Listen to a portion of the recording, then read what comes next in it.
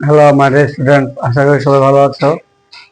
আজ নবম দশম শ্রেণীর গণিতের 16.1 অনুশীলনীর পরিমিতি চ্যাপ্টার থেকে তোমাদের একটা সৃজনশীল 10 নং সমস্যার সমাধান করব।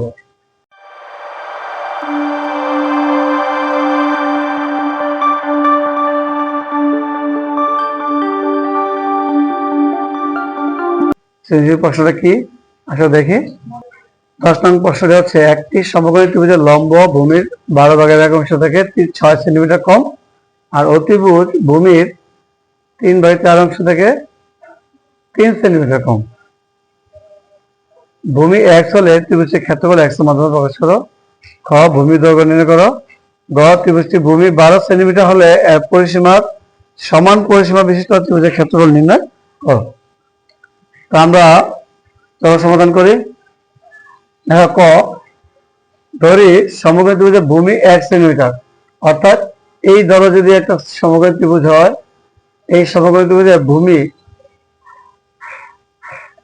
এটা লম্ব, এটা ত্রিভুজ, এটা ভূমি। ভূমিটাকে যদি আমি 1 সেন্টিমিটার ধরি, তাহলে লম্বটা বলছে ভূমির 12 ভাগের 1 অংশ থেকে 6 কম। তাহলে লম্ব হবে ভূমি মানে x এর 12 ভাগের 11 মাইনাস 6 সেন্টিমিটার। তাহলে x এর সাথে উপরে গুণ দাও, 11 এর সাথে 1 গুণ দিলে 11 1 12 মাইনাস 6, এটা হচ্ছে লম্ব। ঠিক আছে, তাহলে ত্রিভুজের ক্ষেত্রফল কি? সমকোণী ত্রিভুজের ক্ষেত্রফল সূত্র হচ্ছে হাফ গুণ ভূমি গুণ উচ্চতা। তো সরাসরি হাফ গুণ ভূমি হচ্ছে x গুণ উচ্চতা মানে লম্বটা এইটা বর্গ সেন্টিমিটার। তাহলে হাফ x এবং 11x বাই 12 এই তিনটা যদি গুণ দেই, এই x এর সাথে 11x গুণ দিলে 11x স্কয়ার, আর নিচে এসে গুণ 12 দুগুণে 24। তারপর হাফের সাথে যদি 6 গুণ দেই, তাহলে 2 আর 6 কেটে যাবে 3, 3 এর সাথে x গুণ দিলে 3x বর্গ সেন্টিমিটার। এই হচ্ছে সমকোণী ত্রিভুজের ক্ষেত্রফল। তাহলে আমরা দেখে আসি এবার ক্ষয় সমস্যার সমাধান। ক্ষয়ের প্রশ্ন হচ্ছে ভূমির দৈর্ঘ্য নির্ণয় করো। দেখো, আমরা একটা সমকোণী ত্রিভুজ আঁকলাম। এই সমকোণী ত্রিভুজের ভূমি AB, এটাকে আমরা ধরেছিলাম 1 সেন্টিমিটার। লম্ব AC, লম্ব কি বলছে? ভূমির 12 ভাগের 1 অংশ থেকে 6 কম। তাহলে 11x বাই 12 মাইনাস 6 এই। অতিভুজ বলছে ভূমির 4/3 অংশ থেকে 3 কম। 4/3 ভূমির মানে 4x বাই 3 মাইনাস 3 এই লিখলাম। লেখার পর এখন আমরা দেখব যে পিথাগোরাসের সূত্র অ্যাপ্লাই করে একটা সমকোণী ত্রিভুজের ABC সমকোণী ত্রিভুজের পিথাগোরাসের উপপাদ্য থেকে আমরা কি পাই? আমরা পাই ভূমি স্কয়ার প্লাস লম্ব স্কয়ার সমান অতিভুজ স্কয়ার। তাহলে সেই হিসেবে AB স্কয়ার প্লাস লম্ব AC স্কয়ার ইকুয়াল টু অতিভুজ BC অতিভুজ মানে BC স্কয়ার। এখন AB এর মান কত? x, তাহলে x স্কয়ার। AC লম্ব কত? 11x বাই 12 মানে 6 স্কয়ার ইকুয়াল BC, এই যে BC এর মান লিখে স্কয়ার। এখন এটা আমরা a minus b whole square সূত্র যদি করি, a স্কয়ার মাইনাস এই যে a square minus 2a into b plus b square সমান সমান আবার এটা a minus b whole square সূত্র করলাম, a square minus 2ab plus b square. এখন x স্কয়ার 11 কে স্কয়ার দিলে 121, 12 কে স্কয়ার দিলে 144, তারপর x স্কয়ার। আর এখানে 2 আর 6 গুণ দিলে 6 গুণ 12, 12 আর 12 কেটে গেলে 11x প্লাস 6 স্কয়ার মানে 6 গুণ 6 6 6 36। আবার এখানে দেখো 4 এর বর্গ 4 16, 3 এর বর্গ 9, আবার x স্কয়ার। এই 3 3 কেটে যায়, 4 দুগুণে 8, 4 দুগুণে 8 আর x প্লাস 3 3 9। এখন স্কয়ার যেগুলো আছে সব এখানে করব, যেমন x স্কয়ার 121, x স্কয়ার 144, এই যে 16x স্কয়ার আর 9 এটা ডান পাশে আছে, এটাকে বাম পাশে নিয়ে আসবো প্লাস বা মাইনাস করে। তারপরে মাইনাস 11x ডান পাশে মাইনাস, এটাকে বামে নিয়ে আসবো চিহ্ন পরিবর্তন করে প্লাস। আবার 36 ডানে আসছে প্লাস 9, এটাকে বামে নিয়ে আসবো মাইনাস করে ইকুয়াল 0। এখন 144 আর 9 এই দুইটা লসাগু হচ্ছে 144। কিভাবে? দেখো 144, 9 আমি যদি 9 দিয়ে ভাগ করি, তাকে 5 54, 6 54, 9 ভাগ করলে 1, তাহলে এই 9 আর 16 লসাগু করলে 154। তাহলে 144 এটার যেহেতু হর নাই, 144 সাথে এই যেটা লসাগু পাই এর সাথে গুণ হয়ে যাবে 144 স্কয়ার। এই হর হর সমান হলে লবে যা আছে তাই, পরে মাইনাস এই দুটো হর ভিন্ন, তাহলে আমরা এই হরকে হর দিয়ে ভাগ করবো। 144কে 9 দিয়ে ভাগ করলে পাই 16, 16 সাথে 16 এক্স স্কয়ার গুণ দিলে 256 এক্স স্কয়ার।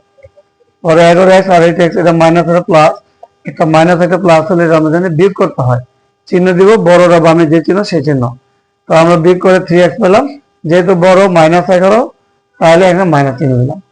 36 আর 9 বিয়োগ করলে 27, এটা বড় হলো প্লাস, তার প্লাস চিহ্ন দিলাম। এখন এই যে ভগ্নাংশ, এই ভগ্নাংশ হর 144 দ্বারা উপপক্ষে গুণ দিয়ে দেবো এই হর মুক্ত করার জন্য। 144 দ্বারা গুণ করলে এই 144 উঠে যাবে, 144 আর 121 যোগ করলে যা হবে তার সাথে 256 বিয়োগ করলে আমরা পেলাম 9x স্কয়ার। তারপরে এই 3x এর লগে 144 গুণ দিলে 432x, 27 এর লগে 144 গুণ দিলে 3888, আর 0 সাথে গুণ দিলে 0। আর প্রত্যেকটাকে 9 দ্বারা ভাগ করবো। 9 দ্বারা যদি ভাগ করি x স্কয়ার, 432 কে 9 দ্বারা ভাগ করলে 48x, এটাকে 9 দ্বারা ভাগ করলে 432। এবার মিডল টার্ম করবো। এই 48 এমন দুটো অংশ ভাঙাইছি যাতে যোগ বিয়োগ করলে 12x আর 36x, যোগ করলে 48x, 12 আর 36 গুণ দিলে 432। দেখো এই যে 48x প্লাস 432 আমরা ভাঙিয়া 12x আর 36x করলাম, এটা কিভাবে করতে হয়? 432 কে আমরা যদি ভাঙি 2 দিয়া 216, 2 দিয়া 108, 2 দিয়া 54, আবার 2 দিয়া 27, আবার 3 দিয়া 9। তাহলে খেয়াল করে দেখো এই 3 ধরনের 6, 6 ধরনের 12, এই যে 12x, আর এই 2 ধরনের 4, 4 9 36, এই 36x। তাহলে 12 আর 36 যোগ করলে 48x। এইভাবে আমরা মিডল টার্মটা করি। x স্কয়ার মাইনাস 12x, এই দুটো থেকে যদি x কমন নাও তাহলে এখানে থাকবে x প্রথম পদে, আর এখানে x কমন দিলে থাকবে 12 মাইনাস, এই দুটো থেকে যদি আমরা 36 কমন নেই তাহলে প্রথম পদ x, তাহলে মাইনাসে প্লাসে, যেহেতু মাইনাস কমন নিচ্ছি মাইনাসে প্লাস কি হয়ে যাবে মাইনাস 36 দিয়া 432 ভাগ করলে পাবো 12। তাহলে আসো x মাইনাস 12, x মাইনাস 12 দুটো মিলে একটা লাগবো, আর এখানে x মাইনাস 36 একটা লাগবো, ইকুয়াল 0। তাহলে এই যে দুটো রাশি গুণফল যদি 0 হয় তাহলে আমরা কি লিখি? হয় x মাইনাস 12 ইকুয়াল 0 বা x ইকুয়াল টু 12, অথবা x মাইনাস 36 ইকুয়াল 0 বা x ইকুয়াল 36। তাহলে ত্রিভুজটির ভূমিদৈর্ঘ্য আমরা পাইলাম 12 সেন্টিমিটার অথবা 36 সেন্টিমিটার। আসলে আমরা একটা গয়ের সমস্যার সমাধানটা করি। দেখো যে গয়ে প্রশ্ন বলছে ত্রিভুজটির ভূমি 12 সেন্টিমিটার হলে এর পরিসীমা সমান পরিসীমা বিশিষ্ট ত্রিভুজের ক্ষেত্রফল নির্ণয় করো। আমরা ক্ষয়ে ত্রিভুজের ভূমি দুইটা পাইছিলাম, একটা 12 আর একটা 36। তাহলে লিখছে এখানে সমগ্র ত্রিভুজের ভূমি AB x ইকুয়াল 12 সেন্টিমিটার হলে লম্ব AC এটা ধরা ছিল। তাহলে এই x এর জায়গায় আমরা 12 বসা দেবো, 12 12 কেটে গেলে 11, 11 বিয়োগ 6 মানে 5। অতিভুজ BC, এই জায়গায় x এর জায়গায় 12 বসা দেবো, 3 দিয়ে 12 করলে 4, 3 4 4 16 থেকে 3 বিয়োগ করলে 13। তাহলে সমগ্র ত্রিভুজের পরিসীমাটা কি? আমরা জানি পরিসীমা হচ্ছে 3 বাহুর সমষ্টি। তাহলে AB যোগ AC যোগ BC, 3টা বাহু AB কত 12, AC 5, BC 13, এই 3টা যোগ করলে আমরা পাবো 30। তাহলে সমকোণী ত্রিভুজের পরিসীমা পাইলাম 30 সেন্টিমিটার। এখন তোমাকে বলছে যে ত্রিভুজটির ভূমি 12 হলে এর পরিসীমা সমান পরিসীমা বিশিষ্ট ত্রিভুজের সমবাহু ত্রিভুজের ক্ষেত্রফল। তাহলে সমকোণী ত্রিভুজের পরিসীমা আর সমবাহু ত্রিভুজের পরিসীমা সমান। এই জন্য বলছি প্রশ্ন মতে সমবাহু ত্রিভুজের পরিসীমা এই 30 সেন্টিমিটার, যেটা সমকোণী ত্রিভুজের পরিসীমা সমান। তাহলে সমবাহু ত্রিভুজ বলতে কি বোঝায়? সমবাহু ত্রিভুজ বলতে 3টি বাহু সমান, এইটাকে বলে সমবাহু ত্রিভুজ। তাহলে এই প্রত্যেকটা বাহুকে যদি আমরা a ধরি তাহলে এক বাহুর দৈর্ঘ্য কি হবে? 30 কে 3 দিয়ে ভাগ করবো, যেহেতু পরিসীমা 3টি বাহুর সমষ্টি, তাই 30 কে 3 দিয়ে ভাগ করলে আমরা পাই 10 সেন্টিমিটার। তাহলে সমবাহু ত্রিভুজের এক বাহুর দৈর্ঘ্য a সমান 10 সেন্টিমিটার। তাহলে সমবাহু ত্রিভুজের ক্ষেত্রফলটা কি? আমরা জানি সমবাহু ত্রিভুজের ক্ষেত্রফলের সূত্র √3/4 a স্কয়ার বর্গ একক। তাহলে a কি? a হচ্ছে বাহুর দৈর্ঘ্য, যেটা আমরা পেলাম 10।